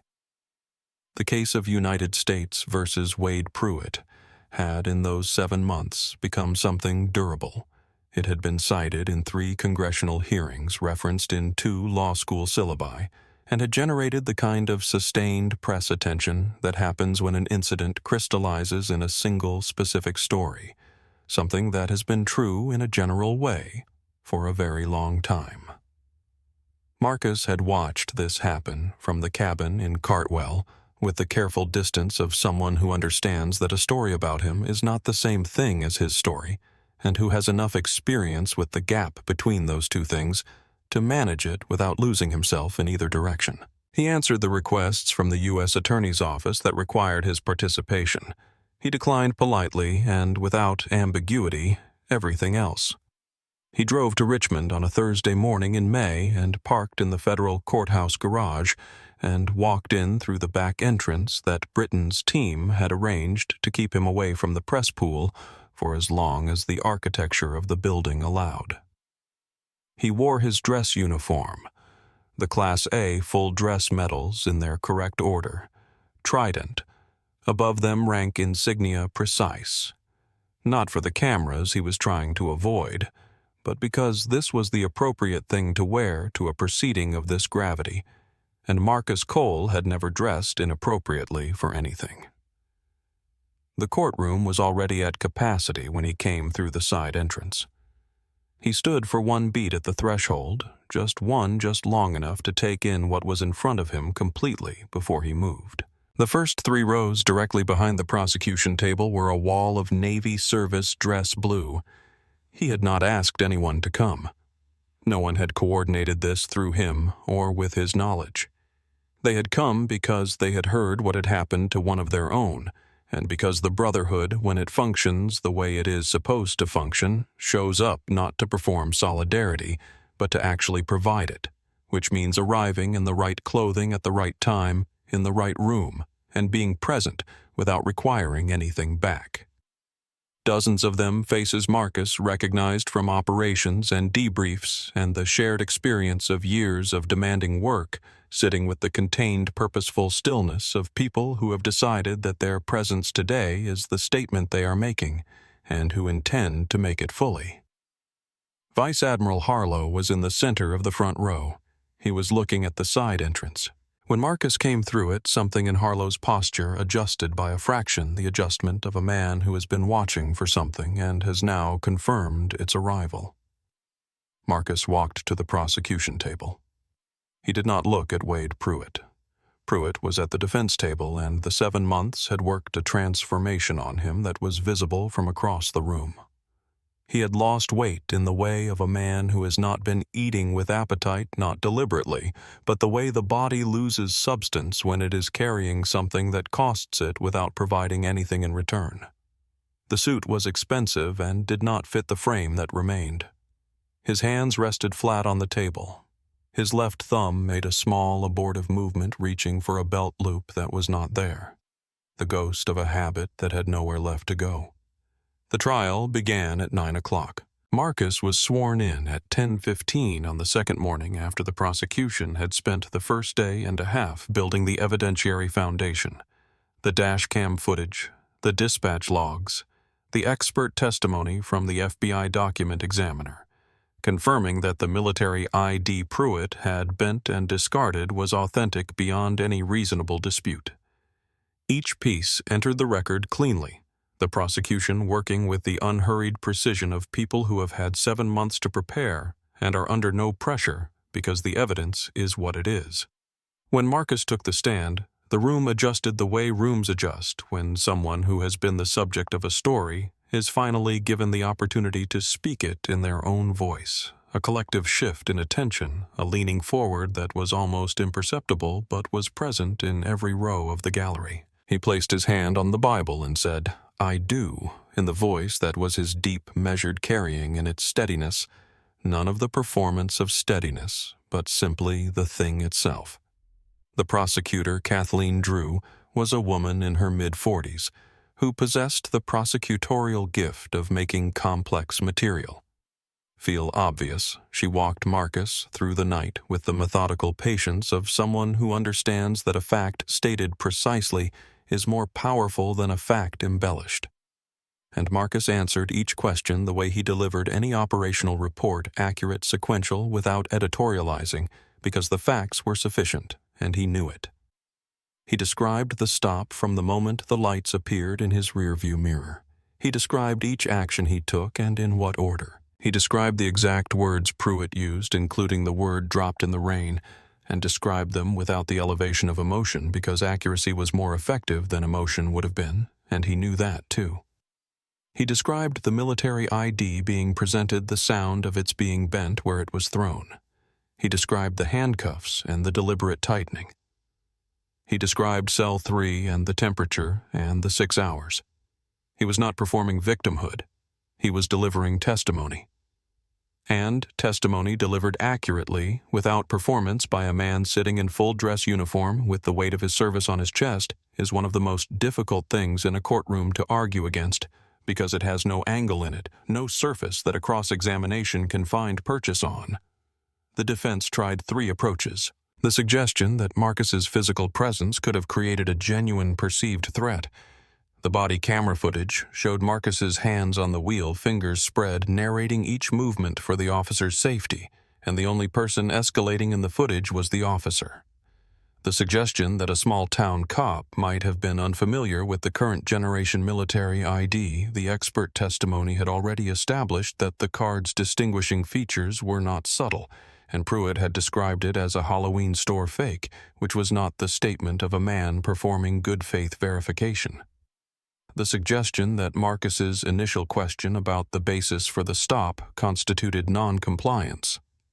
Marcus described item by item each action he had taken and each narration he had provided and offered to list them again if that would be helpful. The defense attorney sat down. The prosecutor played the body camera footage.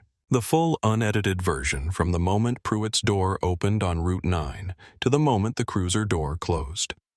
The courtroom watched it in the silence of a room that has understood it is watching something that is going to matter. They heard the word Pruitt used. They heard his laugh when he looked at the military ID. They heard the snap of the card.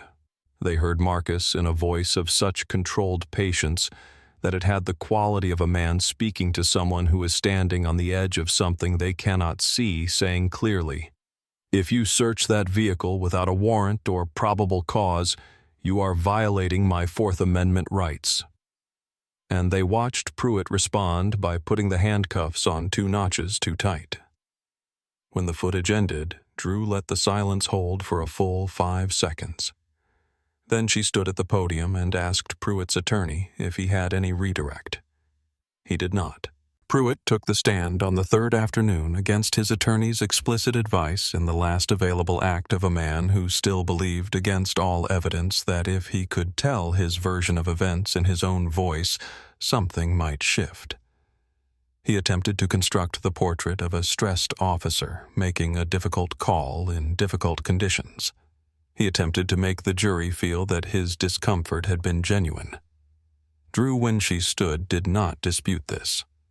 She walked to the projector and put a still frame on the screen. Marcus at the moment of the initial approach. Hands on the wheel. Fingers spread window down.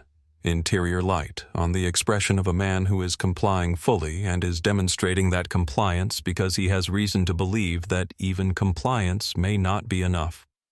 She let the jury look at it. Then she asked one question. Who is escalating this situation? Pruitt looked at the image. He looked at the jury.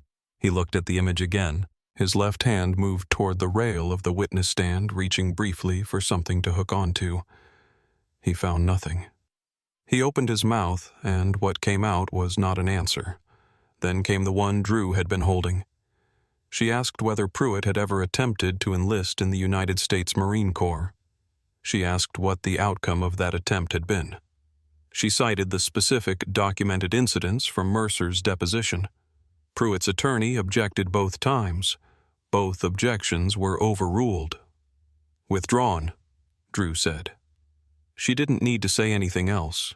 The jury had not needed it explained, but they had needed it named the wound beneath the badge, the specific source of the specific venom that had expressed itself on a dark county road at 2 a.m. against a man who had succeeded in the arena where Pruitt had failed. Naming it did not excuse it. Nothing excused it. But naming it completed the picture, and a jury being asked to render a verdict that is supposed to mean something needs the complete picture. Vice Admiral Harlow sat in the front row for all 3 days and did not testify. He had not been called to testify. He was there because Marcus Cole was there, and because that was what the word brotherhood means when it is not being used decoratively. The jury was out for 2 hours and 50 minutes. Marcus sat with Diana Voss and Carl Britton in the conference room adjacent to the courtroom and read 40 pages of the John Coltrane biography he had been working through since February, and he read them with genuine attention rather than the performance of calm, because the verdict was going to be what it was going to be, and his agitation between now and then would not affect it. When the bailiff knocked, Marcus marked his page, closed the book, and stood up. The courtroom had refilled to the capacity it had held for the preceding 3 days. The first 3 rows behind the prosecution table were occupied in the same formation as the mornings before, the wall of service dress blue, sitting in the specific stillness that had held throughout the trial. A stillness that was not the stillness of people waiting, but of people who have already decided that whatever the next few minutes produce, they will receive it without flinching. Harlow was in the center of the front row. Marcus took his seat at the prosecution table and looked at the jury as they filed in, and he read their faces the way he had learned to read environments, not for what they were showing, but for the quality beneath it. He knew before the foreman opened his mouth. The foreman was a man in his early 60s who had spent 30 years as a high school principal and carried in his bearing the specific gravity of someone who has spent decades being responsible for decisions that affect people younger and more vulnerable than himself. He stood with the verdict form and read each count in the same measured certain voice, and the word guilty arrived 4 times, each one landing in the room with the weight of a door being closed on something that had been open too long. Deprivation of civil rights under color of law. Guilty. Falsifying a sworn police report. Guilty. Destruction of federal property. Guilty. Perjury. Guilty. After the 4th count, the courtroom did not erupt. The rows of service dress blue did not cheer or applaud or react in any visible way. The stillness simply changed by a degree. It became the stillness not of waiting, but of a thing having arrived at its correct conclusion. Pruitt was at the defense table and had gone entirely still, the stillness of a man who has been dreading a specific moment for 7 months and has just reached it and found that it is exactly what he expected, and that there is nothing left to do except sit inside it. His left hand rested flat on the table, the thumb unmoving, the habit finally extinguished. Judge Marsh read the factors she had considered into the record, then set them aside and looked at Pruitt directly. She said what she said in the unperformed, direct manner of a woman who has spent 15 years believing that clarity is more useful than eloquence. The badge was a public trust. He had used it as a personal instrument. A man who had earned his rank in conditions that most Americans will never encounter had been handcuffed on a Virginia county road and addressed with a word that has been used to strip dignity from black men in this country for 3 centuries. And the evidence was without ambiguity that the reason for the stop was not a traffic violation or any legitimate law enforcement purpose but the color of the driver's skin. She sentenced Wade Pruitt to 168 months in federal prison, 14 years without early parole eligibility, law enforcement certification permanently and irrevocably revoked. The marshals came for him, 2 of them moving with the efficient practiced economy of men who have done this many times and take no particular pleasure in it. One of them reached for Pruitt's left arm with a hand placed at the same angle, at the same position on the upper arm with the same controlled pressure that Pruitt had used on Marcus Cole's arm on Route 9 at 2:17 in the morning. The handcuffs went on. The ratchet mechanism engaged click-click sharp and conclusive in the quiet room, the same sound that had been made on a gravel shoulder in the October rain 6 hours after midnight, 7 months and 2 weeks ago. It was the exact same sound, and in the silence of that courtroom, where everyone who needed to hear it was present, it sounded like what it was, a thing being returned to its sender unopened. Pruitt was led through the side door. He did not look at Marcus. He walked the way a man walks when the ground has gone out from under him, and there is nothing to do except keep moving because stopping would not change anything, and there was nothing left that stopping could change. The rows of service dress blue stood in unison, every one of them simultaneously without a signal, with the natural coordination of people who have been trained to move together in spaces where moving together matters. They did not applaud. They did not speak. They stood in silence and filed out of the courtroom in a single column. The statement had been made. It did not require words. Marcus was still at the prosecution table. When he heard the footsteps, he recognized measured, deliberate, the specific rhythm of a man whose pace has been the same for decades, because it was decided long ago at what speed a person should move through rooms that matter. Harlow came around the divider and walked to where Marcus was standing, and the few remaining people in the room seemed to understand, without being told, that what was about to happen was not for them, and gave it the space it required. Harlow stopped in front of Marcus. He was quiet for a moment, not gathering words, but standing fully in the weight of what he was about to do, which he had decided to do at 6:30 in the morning, when he had heard the duty officer's briefing and had understood immediately what it meant and what it required of him. He raised his right hand in a crisp, formal military salute. A Vice Admiral of the United States Navy saluting an enlisted man first. A deliberate, intentional inversion of protocol, not a mistake, but a statement made without cameras, without audience, except the handful of people in the room by circumstance, made to Marcus, because Marcus was the person to whom it was owed, and there was no one else it could be made to. "On behalf of the United States Navy," Harlow said, "and on behalf of a country that failed you on Route 9, I owe you an apology, Marcus. You deserved better than what happened to you that night. I am sorry." Marcus held the salute for 3 counts. Then he returned it, the snap of the movement clean and precise, the kind of returned salute that carries everything the gesture can carry, which in this case was considerable. They held together for 1 beat. Then both hands came down. "Go home, Chief," Harlow said quietly. "That's a direct order." Marcus looked at him for a moment, the look of a man receiving something genuine that he had not asked for and does not know exactly how to carry, but recognizes as true, and therefore worth receiving honestly. "Yes, Admiral," he said. Harlow turned and walked out. The courtroom was quiet, in the way of a room where something has completed.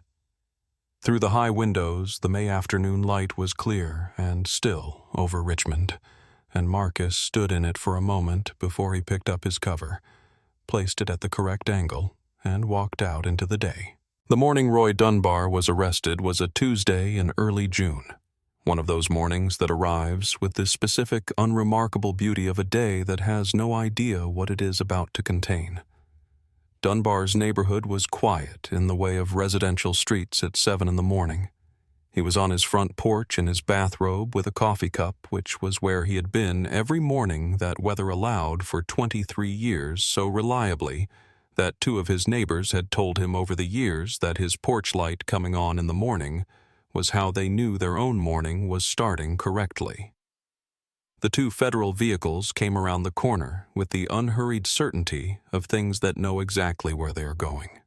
Not fast, not aggressive, just moving toward their destination, the way consequence moves toward its subject, with the settled patience of something that has always been coming and has finally arrived. They parked at the curb. 4 agents stepped out.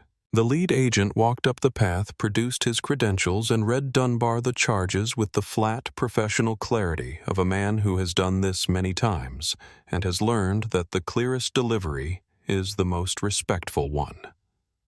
Obstruction of justice. The 3 a.m. login, the deletion attempt, the IP-logged timestamp that had been waiting on a Department of Justice server for 62 days, like a note left by someone who knew exactly what was going to happen and wanted to make sure it was recorded when it did. Dunbar set his coffee cup on the porch railing with the deliberate, careful movement of a man performing the only act of control that remains available to him. He put his hands out. He knew what to do. 32 years in law enforcement will do that for you, whatever else it does. His wife appeared in the doorway behind him. She looked at the agents. She looked at her husband's hands. She did not come outside. She stood in the doorway for a moment, and then she went back inside, and the door closed quietly behind her, and the sound of it was one of the most specific sounds Roy Dunbar had heard in a long time. He was processed and assigned 5 years in a minimum security facility under a plea agreement his attorney had negotiated over 4 weeks of careful, pragmatic conversation with the U.S. Attorney's Office. He accepted it with the specific, drained pragmatism of a man who has run out of other roads and has arrived at the one remaining door. 3 additional Cartwell County officers were suspended within the month pending federal review, their Route 9 records pulled, and their civil asset forfeiture patterns cross-referenced against the demographic data Britain's team had assembled. None went to trial, 2 accepted administrative termination under the federal consent decree's terms, 1 resigned before the process reached him. The Route 9 operation was documented in a Federal Civil Rights Division report that ran to 68 pages and became part of the training materials for multiple U.S. attorneys' civil rights divisions within the year. Not as a historical curiosity, but as a case study in how a pattern of conducted abuse can be built into the operating culture of a small department in ways that make it nearly invisible from the outside until a single event provides the predicate that makes the pattern legible. The department itself was placed under a federal consent decree, 5 years of independent monitoring, mandatory reporting, and oversight of every significant departmental decision. The new chief appointed under the decree was a woman named Angela Forsyth, who had spent 15 years running a police accountability organization in Richmond, and who took the position with the stated intention of building a department that operated the way the job description had always said it should. Mercer's morning was quieter. He had cooperated, he had signed, and the federal litigation moved around him rather than through him. His career was over. His pension was gone. He was 51 years old with no roadmap and no self-pity available, because self-pity requires a version of events in which you are the wronged party, and he was not that. He stayed in the house. He found work, eventually maintenance, at a public school in Cartwell offered by a principal who had read the coverage and who believed, as a matter of working practice rather than sentiment, that useful work is available to people who have done wrong and have stopped. Mercer did not perform redemption. He showed up on time and did the work and went home. He did not hear from Marcus Cole. He had not expected to. He had written the letter and put it in the mail and released it, and what Marcus did with it was Marcus's business, and that was correct. The civil lawsuit was filed by a Richmond civil rights firm that had been following the case since the arraignment morning and had contacted Diana Voss shortly after the federal indictment. Marcus had 2 conversations with the lead attorney, both brief, both practical in the manner of a man who has already decided what he wants and requires only the mechanism by which to achieve it. The suit was filed and processed with the momentum of a case in which every significant piece of evidence had already been established in a federal criminal proceeding, and in which the defense team for Cartwell County had no viable strategy except to negotiate the number rather than contest the liability. The county settled for $4,200,000. The insurance carriers conducted the negotiation with the speed of people who have looked at body camera footage of a Vice Admiral removing chains from a Navy SEAL in a Cartwell municipal courthouse and have calculated with professional precision the cost of letting a Virginia jury see the same footage and render their own number. The settlement agreement was signed on a Thursday in August.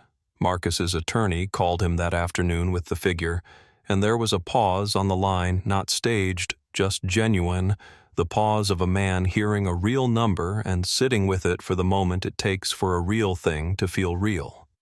"I need a cashier's check," Marcus said, "the full amount." The attorney asked whether he wanted to discuss it.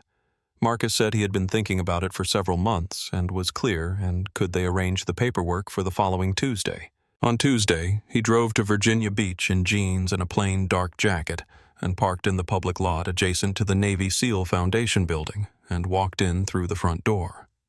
He gave his name to the receptionist who did not recognize it. The photograph that had circulated after the trial showed him in dress uniform, and the man standing at the reception desk was not in uniform. He was just a man in jeans who had asked to speak with whoever handled family services allocation.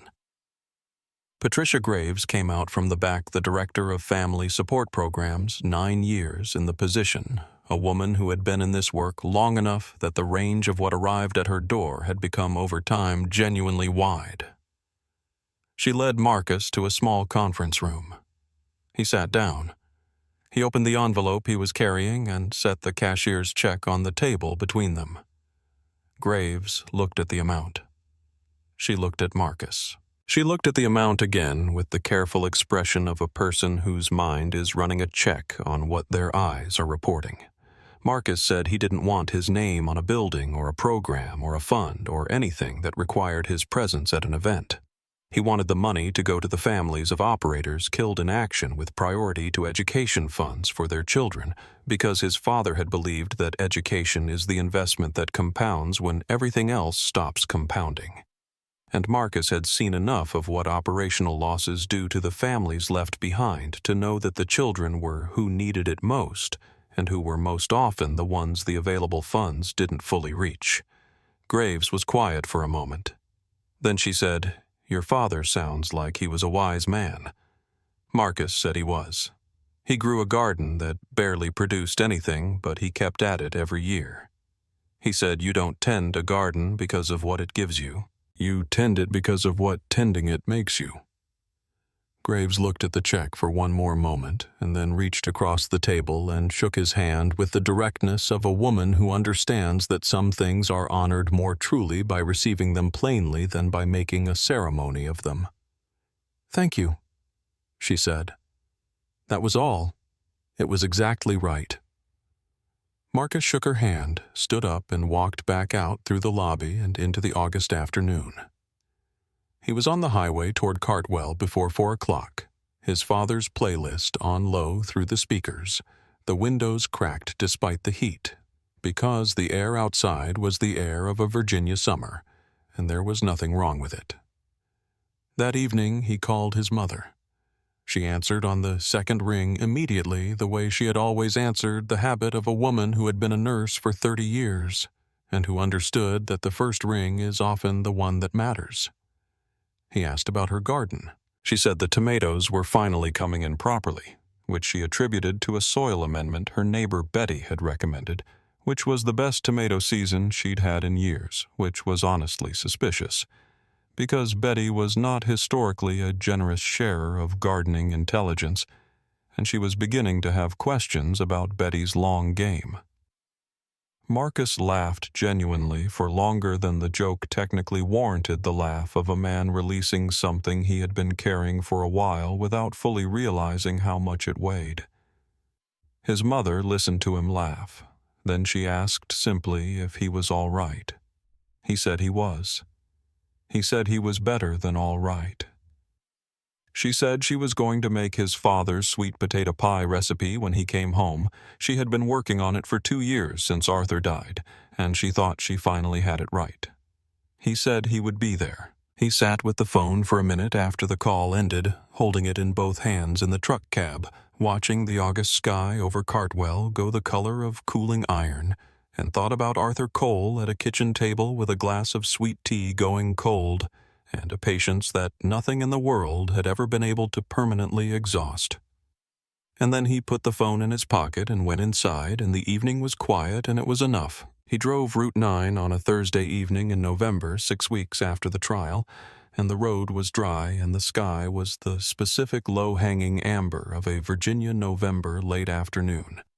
The sun at the angle where it catches everything sideways, turning the ordinary world briefly luminous before it falls away for the night. The pine trees on both sides of the road held the last of the light, the way pines hold things quietly with the specific absorption of something that has been standing in this place for a long time and has learned not to be surprised by what passes through it. He was not listening to his father's music yet. He had it cued, but for the first 10 minutes of the drive he left it quiet, because there was something about the silence of this road that he had been thinking about since the night. Everything changed. The quality of it when it was simply silence, not the silence of a man managing himself through something difficult, not the silence of waiting, just the silence of a road and a truck and the smell of pine and cold air. He passed mile marker 5. The gravel shoulder was there, the same pale strip at the road's edge that had been under his tires at 2:17 in the morning, 14 months ago, wet then and gray now in the November light. He did not slow down. He did not tighten on the wheel. He drove through it the way you drive through a place that used to be something and is now just a place, and it was behind him in 3 seconds, and it was road. Just road. He thought about the men who had filled the first 3 rows of that courtroom. He had not asked them to come. He had not known they were there until he walked through the side entrance, and the fact of them arrived before he had a word for it.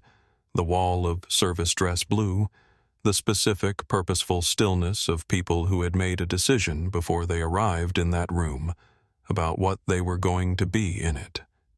He had stood at the threshold for 1 beat, just enough to take it in fully, and then he had walked to the prosecution table because that was where he was supposed to be, and because the thing had already been said by their being there. He thought about Harlow's salute. It came back to him regularly in the early mornings, when he was at the wood stove in the evenings, when he was on the porch with his coffee, in the particular way that images return when they carry more weight than the moment they occurred in. A Vice Admiral's hand going up in a near-empty courtroom with no cameras and no audience except a handful of lawyers and a court reporter, and in the back row, an old pastor from Richmond who had driven 3 hours because Arthur Cole had been his friend and because he had promised Arthur he would bear witness to his son's life. The hand going up, not for any of those people, but for Marcus, because Marcus was the person the gesture was owed to, and because Harlow was a man who paid his debts in the currency they actually cost him.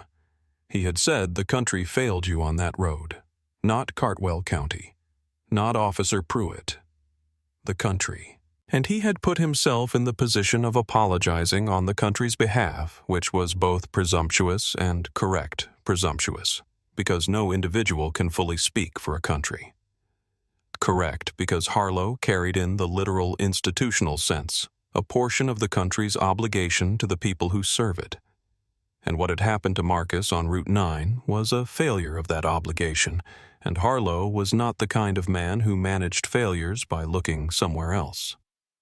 Marcus thought about what his father had said at the kitchen table when he was 14. The speech that had been building for years, delivered in the steady, patient voice of a man who had been living with the truth of what he was saying for a long time and trusted his son to be ready for it. We don't shrink. We remember. He had not shrunk. On the gravel shoulder at 2:17 in the morning, in cell 3 at the defense table in County Orange, and Chains at the prosecution table in full-dress uniform, he had not shrunk at any of it. He had remained completely and without performance exactly who he was. And the truth, once it had the correct room and the correct documentation and the correct witnesses, had arrived with the efficiency of things that have always been true and simply required the right conditions to become visible. A car passed him going the other direction, just a car taillights going south.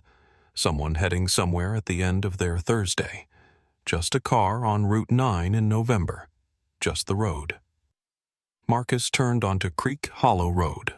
The pines came close on both sides now, the road narrowing as it climbed slightly toward the cabin. His porch light was on the timer. He always set the automatic light that meant the cabin was waiting, that the small private architecture of his ordinary life was intact and unchanged and available to him. He pulled into the driveway and sat in the truck with the engine running for a moment, listening to the November quiet, the creak of pine branches, the distant sound of the creek he could hear when the wind was right, the specific layered silence of a place that has been waiting for you without anxiety, the way home waits. He pressed play on the playlist. Sam Cooke came in through the speakers, the 1965 recording the same voice, unhurried and certain, the sound of a man who had survived things and understood that the surviving was not the end of the story, but the condition that made the rest of it possible.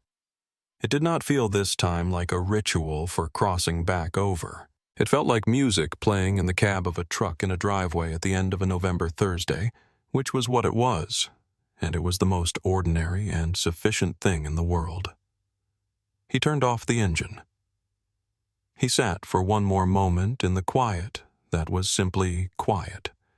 Not the quiet of management, not the quiet of waiting. Just the evening air of a Virginia November coming in through the cracked window, smelling of pine and cold earth and the season changing.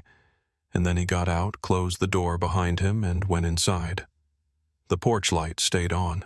The federal processing bus arrived at USP Petersburg at 6:15 on a Tuesday morning, 3 weeks after sentencing, rolling through the reinforced gate with the grinding hydraulic certainty of a thing that knows it is not going to be stopped.